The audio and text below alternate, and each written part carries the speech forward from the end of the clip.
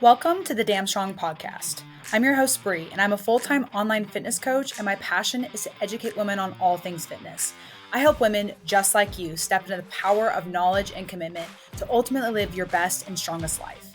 In this podcast, we'll talk about being damn strong in our body, mind, and life. I'll be teaching you how to navigate nutrition, strength training, and mindset challenges. So get ready to take some notes because we're building a damn strong life.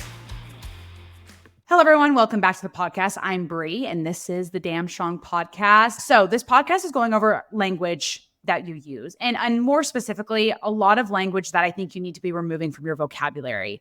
I know this stuff kind of sounds a little woo-woo when I go through it, but how you speak to yourself is so incredibly important for your journey. I'll be honest. I think how I spoke to myself was one of the biggest game changers in my journey. And I'll talk a little bit about like in my own specific way of like how I applied some of these things and in certain language that I took out that really helped me. But, as I say in so many different podcasts, 90% of your fitness journey is mindset. And where does your mindset start from? It starts from the thoughts that you have and the things that you consume and all of that stuff. And I really want to dive into the thoughts that you have, the things that you're speaking to yourself, which, side note, did you know that some people don't have an internal dialogue? There are some of you that are listening to this podcast episode and you don't hear your voice in your brain when you think, which is mind-blowing to me because when I think or like I have self-talk to myself, I hear my voice in my head saying it. And there's people who don't have that internal monologue, which is mind-blowing to me. And there's some of you all listening who don't have that internal monologue. You're like, wait, you hear your voice inside your head? Like, are you crazy? I never knew that when people think in their brain, they don't hear themselves talk. And that's some of the population. So anyways, that was a little side note. So whatever you are speaking, saying to yourself, the words that you use are very, very important. That massively contributes towards your mindset. So the list that I have here is honestly language that needs to be removed from our vocabulary. And I wanted to focus on the removal of certain language because I think most of us know what to be saying positively to ourselves. I think we more so don't recognize some of the things that we could be saying that could be, holding us back from our goals. So the first thing I'm going to talk about, and I think this is one that everyone knows, is just negative language towards yourself. Take that out of your language. It's no one ever built a positive life from a negative mindset. No one ever built a body they love through hating it, right? It didn't happen. And so when you're saying, oh, I'm a failure, I'm this, I'm that, when you have these negative thought process towards you, what is it doing? Like, I think for some reason we think that if we just really beat ourselves down, it'll finally beat us into shape, right? You want to do that to your kid. You want to go to your kid and be like, wow, you're such a failure. And if I tell my kid that, they're going to do better next time. You'd be like, no, like, hey, you know what? We did a great job. You tried your best. Maybe we can look at improving this way. Sometimes honestly, to maybe navigate your negative self-talk, imagine if you said that to a friend. Imagine if you said that to, your kid or to your spouse.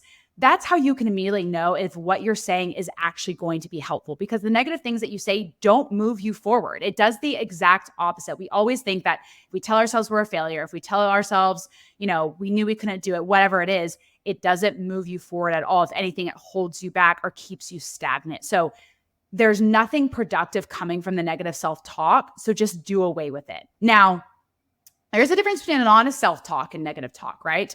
Negative talk holds you back. An honest talk will move you forward. So for some of you, you might be like, okay, well, how do I know between if I'm just being honest with myself versus I'm being hard on myself? Because some people are going to use that excuse. Some people are going to say, well, I'm not being negative. I'm just being honest. It's like, you're being a little too honest that you're actually being negative. And the difference is something that is just the truth and you being honest with yourself will actually contribute to growth, will actually be like constructive criticism, right? So the negative is holding you back, right? So it could be something of like, hey, you know what?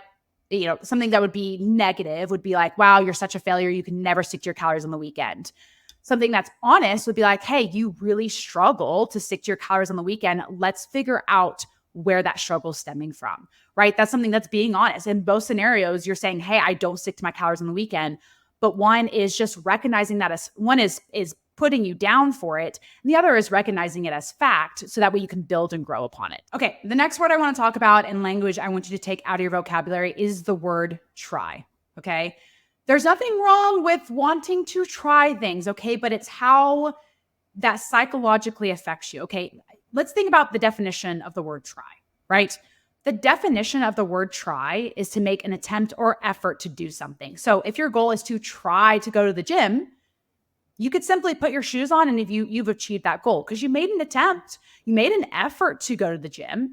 That is the definition of try. And so when you are planning something, when you're saying, hey, I'm going to go to the, you're wanting to plan your workouts out, you want to pre-track, instead of saying, I'll try, it almost is the language that's saying like, hey, if I do it or not, doesn't really matter. I want you to make the bold statement of yes, I can do it or no, I can't. And recognize whatever answer that is, it's not a bad thing. If you cannot go work out on Thursday, that is fine. Instead of saying, hey, I'm going to try to work out on Thursday, look at your schedule. Look at Thursday. Decide today, will that work or not? Yes, I can go. No, I can't. It also requires you to make a commitment and follow through on that commitment. Saying the word, yes, I'm going to work out on Thursday, I would say is scary, but is a lot more intense than saying like, hey, I'm going to try. When you say try, it almost is this kind of like, okay, like relax, like false dopamine hit of like, okay, I'm going to plan on my week and I'm going to try and do this here and there. But when you say, hey, I am going to, yes, I'm going to work out on Wednesday and Thursday on Saturday, that's a commitment. I think it's keeping a lot of people from hitting their goals because it gives this false sense of commitment when you're not really committing. So I think also it forces you to really, really look at your schedule. Can this happen? Instead of being like, well, maybe I can get up, in time and I can drop my kids off at school and then I should be able to have the time. Yeah, I'll try Thursday. It's like, no, you have to own right then and there. Okay, I have to get up at this time and then the kids have to be outdoor this time. I have to drop them off by this time. Yes or no, am I going to the gym? And if you're kind of up and down and you're not really sure if you can make it work, you have to decide, okay, am I going to make it work or no, I need to pick a better day. It really makes you commit to the goals that you have and the protocols that you're trying to follow through with. Something my journey that really, really changed for me was stop having one foot in, one foot out. It's not that we're going to try to do something. We're going to do it or we're not going to do it. And either way wasn't the wrong answer. If I didn't want to do something, that's fine, but I had to be okay with that. If I could do something, awesome, perfect. Let's move forward towards that. But me taking try out of my vocabulary made me really honest with what I could actually do during the week. Because if I said, yes, I'm going to work out on Thursday, I can absolutely make it happen. I'm going to make sure I make that happen versus try. It really left things up in the air. If it didn't happen, that's okay. I just said I was going to try anyways. And so I would, kept having these weeks where I just tried a lot of things and never fully committed. And so I finally got to a place in my journey. I was like, no more trying, Brie. We're either doing it or we're not. And if you don't do it, that's fine, but let's own that. Okay. You really, really want to go to the gym on Thursdays. You have tried for so many weeks to go to the gym on Thursdays. It hasn't worked out. Maybe we just understand like, no, you cannot go to the gym on Thursdays. It is a 50-50. It works out. Maybe what we could do is that's your plan A. Like we would love for that to happen, but we need a second. Yes, we need a plan B. We need, hey, if Thursday's not going to work out, 100% Friday will. That is going to work out. There's nothing wrong with that maybe being a plan A, but we need to recognize how often you have tried or you have attempted and it hasn't happened for you. So let's just go ahead and commit to no, we're not going on Thursdays. And let's plan for Fridays. Now, if it happens where you can go on Thursdays, awesome. That just moves things around for you. But let's make a commitment. Let's do it or let's not do it. Let's not have this try. Now, I don't want you guys to make this I'm sounding like, oh, you can't try anything in life. No, I'm so for being in a situation unknown and putting your best foot forward, right? But I still think there's a difference between recognizing, again, this is a language thing. I think there's a difference between trying and putting your best foot forward. When you put your best foot forward, you're looking at all these barriers. You're looking at everything that could come into play and be like, okay, I'm going to do this, this, this, and this, and this, because this is all that's in my control. This is what I'm going to do. This is what I'm not going to do. I can't do this. I can totally do this. Doing all of these things is doing everything in my power and my control. It's putting my best foot forward. And we're going to do our best versus trying. Because trying, again, just leaves things so open-ended. Like, did I achieve what I was wanting to do or did I not achieve what I was wanting to? Because you tried, you attempted. And so therefore you feel like you can just check off this like, okay, well, I guess I kind of got it done. Okay, next word is very similar to the first word. So the first word was trying. Next one is I think. I think I can get my workout here. I think I can track here. I think I can do that. Again, it's a false sense of commitment. Let's not think. If we're unsure, let's look it up. I literally was just on a phone call this morning with a client and we were talking about the weekend. She's going to a Cubs game and she goes, I think I can make my calories work on Saturday for the Cubs game. It's like, you think you know, like, let's walk through that. And so we pre-tracked our hot dog. We pre-tracked some nachos. Like, we got it all done. And she's like, okay, yeah, I can totally make Saturday work. So, if you're leaving so much of your commitments and your fitness goals to chance of, I think, it's very much possible that things are not going to follow through because you're just leaving things to chance. That's the thing with try. That's the thing with think. It's just leaving so many things to chance. Get out of that gray area with your fitness goals and start stepping into, yes, I can do this. No, I can't. Why can't I do this? Okay, there's, a barrier that is coming up. Can we go over it? Can we go through it? Right? So the next time you catch yourself saying, I think I can get a workout on Thursday, or I think I can pre-track. No. Can you do it or not? Let's seriously look at your schedule. If it's a schedule thing, let's seriously look at, if it's a driving thing, maybe you don't have the car that week, maybe to drop off the kids. Let's look into that and see, okay, is it a think thing? Where can we commit? Yes or no? And if it truly is a gray area, have a plan B. If you're like, okay, I really, really, really, really want to get my workout on Thursday, awesome. But if you're also unsure, have a plan B that is 100% solid. Or maybe like, you know what? I'm not sure if I can go on Thursday. So I'm actually going to create my plan A to be the solid 100% thing, right? So less of a I think and more of I know. And again, it's life. Things are not always going to go as planned, but the more you have things planned out, the more sure you can be that things are going to follow through that way. Okay, the next word I want you to take out of your vocabulary is going to be I can't. I can't do this. I can't do that. I want us to honestly rephrase it because there probably are truly things in your life that you can't do, right? If you want to go work out on Thursdays, but you work 13-hour shifts and you got to pick up the kids or whatever, all those things, you truly can't go work out on that day. But what I want us to do is change how we word that. Okay, instead of I can't, recognize, hey, this is really difficult or this is not going to be possible for me to do. How can I find a way around it? I kind of said a little bit earlier, but instead of having a barrier in front of you and saying, well, I can't do this, I want you to be like, okay, there's a barrier in front of me. Can I go over it? Can I go under it? Can I go around it? Because I can't go through it. But what are my other options? So often the difference between my clients that are very successful and my clients that struggle is they see a barrier and they think they can't. And they just end it there. My clients that are very successful see a barrier and think, oh, that's going to be really, really difficult. How can I find a way around that? Or how can I find a way over that? Or how can I find a way under that? Or do I just need to be realistic and understand like that's not going to happen? Again, it's more of rephrasing than maybe taking it out. But honestly, I would just take out the word can't, because it's not that you can't do it. It's that we need to be realistic with where this needs to fall in line with your life. So the next time you hear yourself in your brain say, I can't do this, I want you to rephrase and be like, what could I do instead? Where can I make it work out? Where can I turn this can't into a can? Okay. I have an episode, if you haven't listened to it, on barriers. This very much lines up with that. It's going to be episode 63. It's building discipline with barriers. I think that'd be a good one to listen to. I kind of talk through that kind of problem solving stuff of barriers, even how to use barriers to create discipline, but also removing those barriers for yourself as well. Okay. And the last one that I want to take out of your vocabulary, and this is going to really hit for the time of year that I'm posting this because of vacations or holidays or whatever you call them, is the vocabulary or phrase, I need to get back on track. It's not that you're getting back on track. I need you to remove that from your vocabulary. You might be like, well, why is that such a big deal? Because it insinuates that you are off track. It insinuates that if we're using this analogy of like tracks, right, of like a train, it's insinuating that the train derailed and rolled down the mountain, right? That nothing of that sort happened.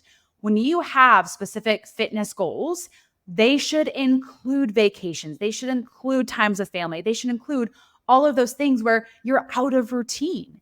And so the way I like to phrase is like, hey, we're going to be out of routine during this week and we'll come back into routine when you get back.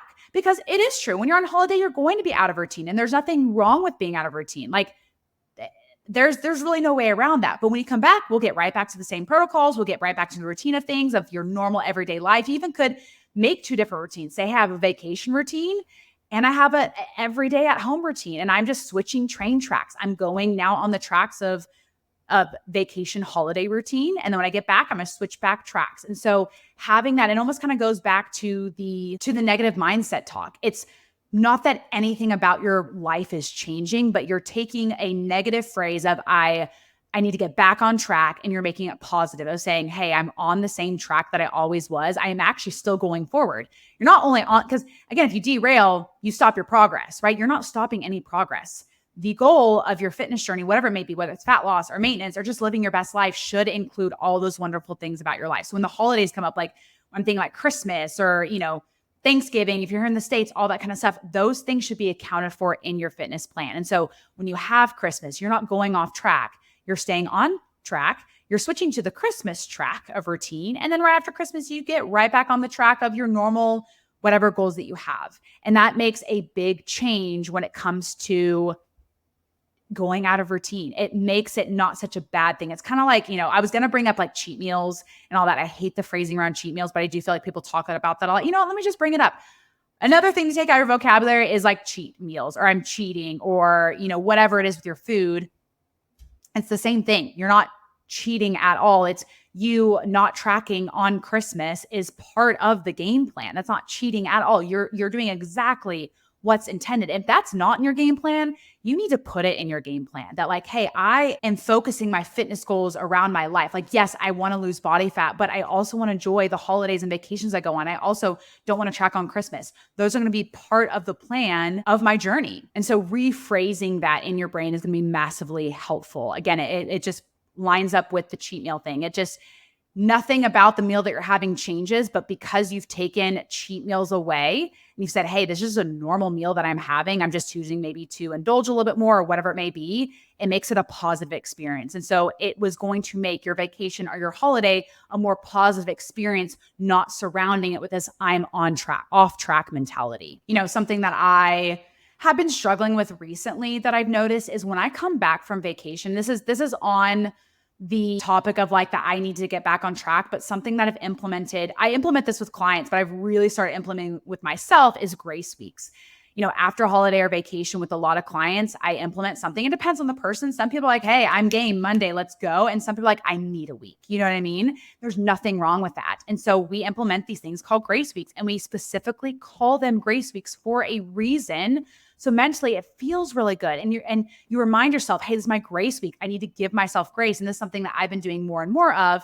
I've traveled so much this year, probably more than any other year. And I don't know if it's because of traveling or if it's because of my age or just time changes because of all the traveling or what, but I've really struggled with going back to routine when I get home. And I've been like, it shouldn't be this way. Like I should be able to get back to everything like within a couple of days. Like it shouldn't be this way.